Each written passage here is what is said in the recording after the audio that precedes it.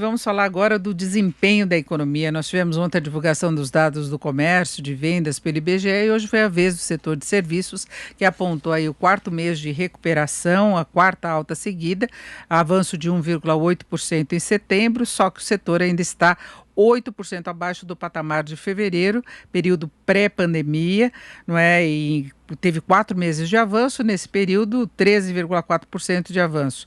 Só que de fevereiro a maio acumulou queda de 19,8%.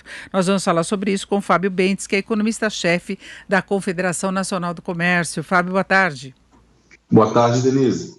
Pois é, a gente tem números positivos, só que aí quando a gente vai fazer o balanço, a gente vê que não conseguiu recuperar perdas, e o setor de serviços é muito importante para a economia, não é, Fábio? Importantíssimo, Denise. O setor de serviços responde por mais de 60% do PIB, às vezes quase 70%. E a gente tem visto, né, quando a gente compara com a indústria, com o comércio, essa recuperação do setor de serviços tem sido mais lenta mesmo, né? O comércio, inclusive, já ultrapassou o patamar de vendas que se tinha antes da pandemia. A indústria também já ultrapassou o patamar de produção que se tinha no primeiro bimestre. O setor de serviços ainda está devendo 8% ou 9% para a pandemia. E tem apresentado, assim como o comércio, nos dados de ontem, um ritmo de reação cada vez mais fraco, né? Essa alta de 1,8% em setembro, ao que tudo indica, vai preceder uma variação positiva ainda menor no mês de outubro. Afinal de contas, o mercado de trabalho está bastante travado, né, por conta da recessão econômica, o auxílio emergencial é menor, preço dos alimentos ainda pressionando a inflação. Então, o setor de serviços ainda vai demorar um pouco, sim, Denise, para recuperar aquele dinamismo que se tinha antes da pandemia começar, que já não era nenhuma maravilha, como se diga, né? É, exatamente, já não vinha tão bem assim. Agora, Fábio, a gente percebe que o corte do valor do auxílio emergencial já fez diferença, e quando o auxílio acabar mesmo, de dezembro para janeiro, a diferença no ritmo de atividade pode ser maior, não? Pode ser maior. O auxílio emergencial tem sido um dos fatores que explicam a recuperação surpreendente de alguns setores, como o comércio. O comércio teve uma recuperação em V. Questão de 3, 4 meses, o comércio conseguiu recuperar essas perdas todas, né? Agora, no setor de serviços, isso não aconteceu.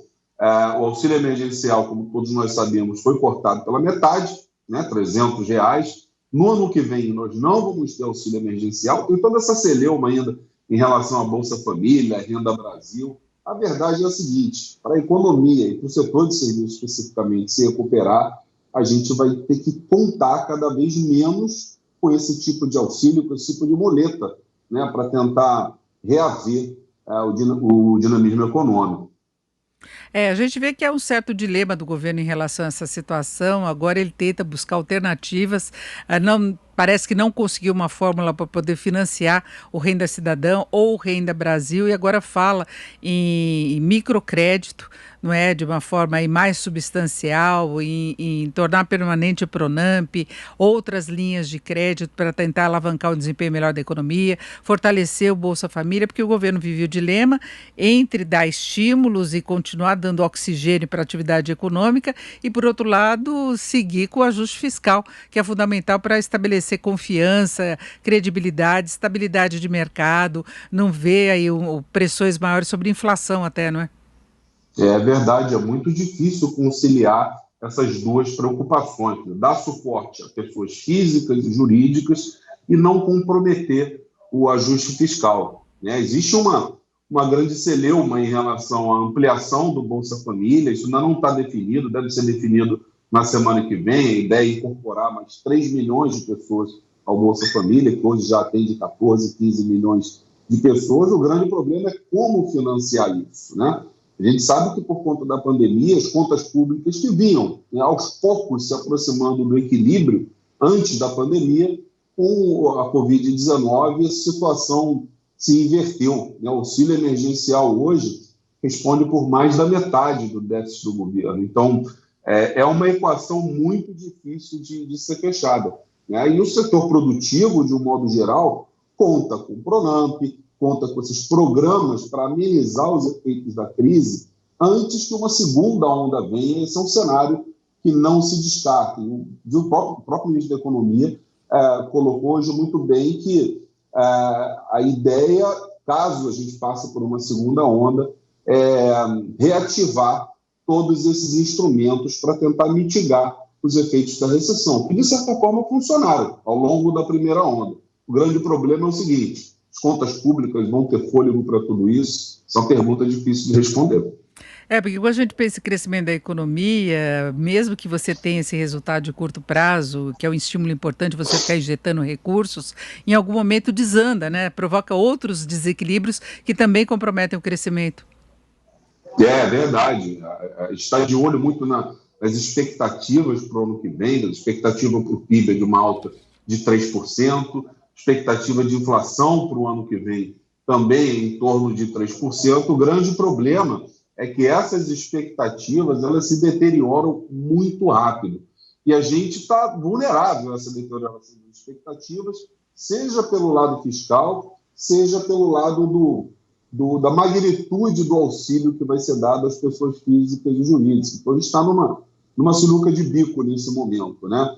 E o grande temor é que, mesmo não tendo uma segunda onda, os próprios números da pesquisa de hoje do IBGE e de ontem também já sugerem que daqui a 2, 3 meses o ritmo de crescimento do setor produtivo vai se alinhar àquele que se tinha antes da pandemia. Além de se alinhar, a gente vai ficar naquela gangorra, sobe e desce em meses intercalados, e isso não é bom para a economia, não é bom para as próprias finanças públicas. Então, a gente tem um grande problema pela frente para resolver nesse final de ano e no início do ano que vem, para garantir a sustentabilidade dessas expectativas. Agora, Fábio, para fecharmos, você acha que o microcrédito pode produzir resultados efetivos em termos de atividade, ou seria mais um quebra-galho?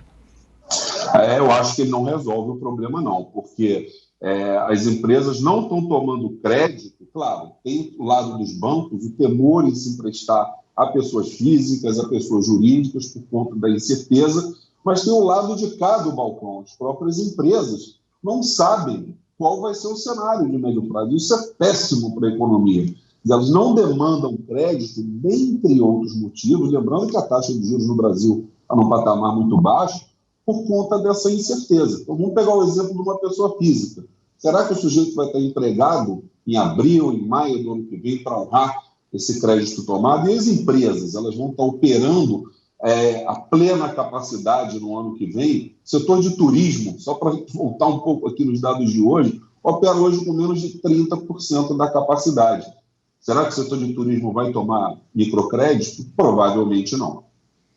E se a gente pegar como exemplo que está acontecendo, por exemplo, na Europa, que teve interrupção de atividade em vários locais por causa de uma segunda onda, e o próprio ministro aqui, Paulo Guedes, admite que voltaria com o auxílio emergencial numa segunda onda, é porque trava a economia de novo, né? E aí você está endividado porque você apostou na possibilidade de expandir seus negócios ou de abrir um novo negócio e acaba ficando com a dívida sem esse retorno financeiro que espera, né? É um momento ainda de muita cautela.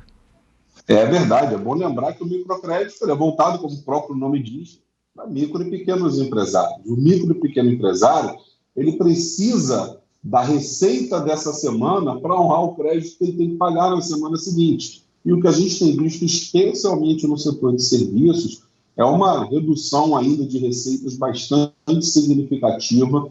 E aí, claro, o empresário, mesmo com a oferta de um crédito mais barato, eventualmente mais facilitado, vai pensar 2 vezes antes de tomar, porque ele precisa ter a certeza de que o fluxo de caixa dele vai voltar ao normal. E essa certeza, infelizmente, nem no Brasil, nem na Europa e na maioria dos países do mundo, qualquer microempresário tem nesse momento. Não é à toa que o mercado comemora tanto quando sai uma notícia boa referente a vacinas, né? Porque é a saída para essa situação de estabilidade que a gente tem. A gente tem outros problemas a resolver, mas se controlasse de fato a pandemia já ajudava muito, né, Fábio? Bastante. A vacina é a bala de prata. O fim de todos os males que aflige a economia nesse momento é a vacina. O máximo que a gente pode fazer, a gente, de sociedade, é procurar mitigar, diminuir, amortecer os impactos dessa pandemia terrível. Enquanto a vacina não sair, a gente seguramente vai ver a maioria dos setores econômicos e das empresas operando aquém das suas capacidades. Por enquanto é cada um que tem responsabilidade para não ajudar a pandemia a avançar e ter uma segunda onda, né? Se cuidar para evitar até que venha a vacina. São 15h20. Eu agradeço muito a participação do Fábio Bentes. Fábio, obrigado, uma boa tarde. Boa tarde, muito obrigado.